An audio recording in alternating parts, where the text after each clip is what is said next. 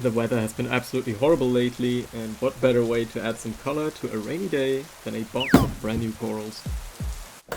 So after noticing a couple of empty spots in my reef tank, I decided to place an order with Leonardo's Reef to get some new SPS. And once you open the box, you are greeted with a couple of cool stickers and the obligatory pamphlet.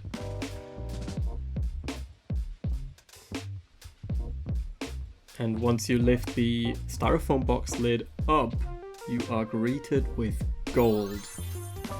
Well, at least it looks like opening a treasure chest. It's just isolation foil, but it's still cool. So once you get that out of the way, we find 8 bags of Acropora frags. And here we have the first coral number 2, which seems to be something very spiny. I can't really tell what it is, so let's keep going. Here we have bag number 4, which, oh, I can tell this is the steel blue and white polyps. That has to be the Aussie Horrida. And that is a classic coral that I've been looking for a very long time, because it used to be very common, but like lately everybody's jumping on those hype trains. It's very hard to find. Next up we have another classic Calitort. Classic coral. Can't wait to get these in my tank. Oh man, that's a big frag too. Wow. That is really something else.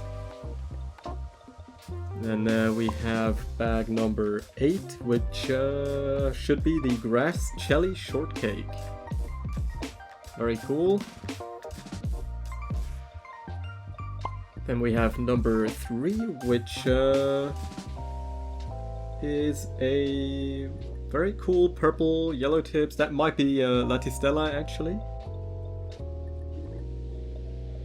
Bag number 6 is... oh yeah, you can tell, those yellow tips, that must be a Wolverine, for sure, unmistakable. Lucky number 7, here we have, I might have to check the cheat sheet in a minute, I can't really tell what that is right now. And last but not least, we have the tiger blood. Oh yeah, oh that's gonna look so good. So I'm just gonna open all of these up and we're gonna take a closer look at them once they're all placed in the bowl. Something I want to point out here is the packaging. So they're all suspended upside down in a large bag, and they're held in place by these pool noodle floaty devices, and also using these like very interesting hose clamps or whatever. I've never seen that from anyone other than Leonardo. So that's really cool. It serves the same purpose as a rubber band, of course, but it's much easier for like the consumer to take this off. So great user experience here. And while I'm getting all of these out of the bags, something very cool about these frags is that they are guaranteed pest-free. So there's no need to actually dip those, which I mean, that's pretty convenient that they can go straight into the tank, because that's less hassle on me, and it's also a lot less chemical stress on the acros themselves, and which anyone who keeps Acropora will tell you that chemical stress is the worst nightmare for acros. So not having to dip them, that's just a huge plus in my book, and I'm sure it also helps with survival rates, which I guess brings me to my next point, that these are all aquacultured frags, which was really important to me when picking a store to order acros from, because I don't really want to support all of those chop shops that just keep popping up everywhere and just break up like importer colonies to flip them quickly for a quick buck or two. It's just not really something that aligns with my expectations, because if you ask me, that actually reduces the value of the corals instead of adding value for the customer. But yeah, well, that's a whole different can of worms. Maybe a topic for a future video, I don't know. Another thing that stands out to me while unpacking these corals is that they all seem to be at least a little bit encrusted on the frag plugs. So some of them even covered the whole frag plug and started growing down the side of it. So what that tells me is that these corals were not just fragged yesterday. I mean, if I had to guess, I'm sure these were made at least a couple of weeks ago, if not longer. So that's a pretty good sign when purchasing Acropora corals, because once again, your success with these is all depending on exposing them to as little stress as possible, and having established frags really adds to the quality of these guys. Shipping freshly cut frags or freshly glued frags of Acropora is just not a good idea in general, and it just really increases the risk of losing a coral in transport. So I'm happy these are all established, and they all made it here to Germany in pristine conditions, so that's, I mean, what more can you hope for? And oh man, would you look at those blue tips. I mean, it's not even under proper reef lighting yet, but I can tell these tips on that deep water acro are really something else. They really pop, and it's like I said, it's not even a reef light yet, so that's a great sign. I can't wait to see all of these under like good lighting. So let me get rid of all this stuff, clean up a little bit, and we'll take a look at these under some more interesting lighting. So here we are under blue light, and I might just pick the first one that stood out to me. It's this one. This peachy cream orange, I don't even know what you would describe this as, is, oh my god, guys, you have no idea. And here we have the lemon jelly. I'll put the name on the screen, but this one, like, it's such a strange color too, because it's not really just a green, it's almost yellow. It's really hard to describe.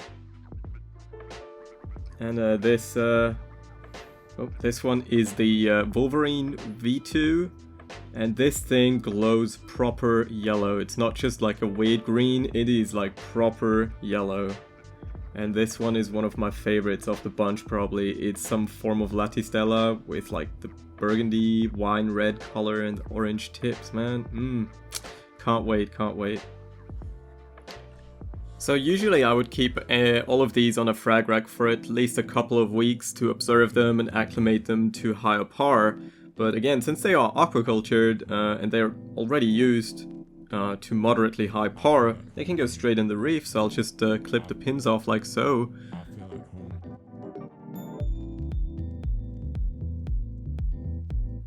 Put a dab of glue on them, and in they go.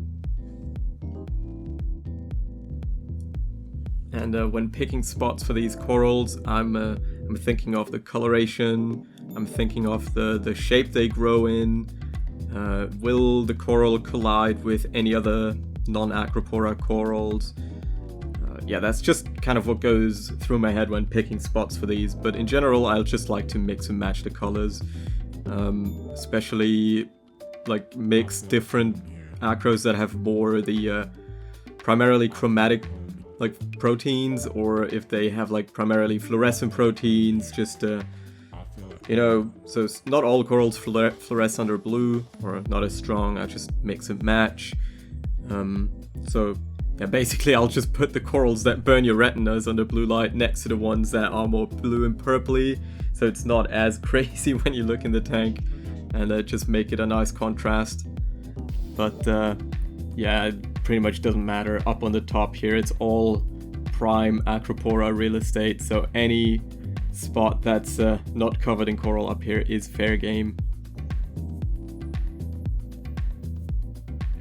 And yeah, I don't know if you can tell, I'm struggling a little bit with the cheap eBay super glue. I kind of ran out of the good stuff, so I had to use this. Some of them work pretty well, some of them I had to wiggle around a bit more to make the glue stick well. I mean, this one just worked flawlessly on the first try, so I guess I can't complain too much.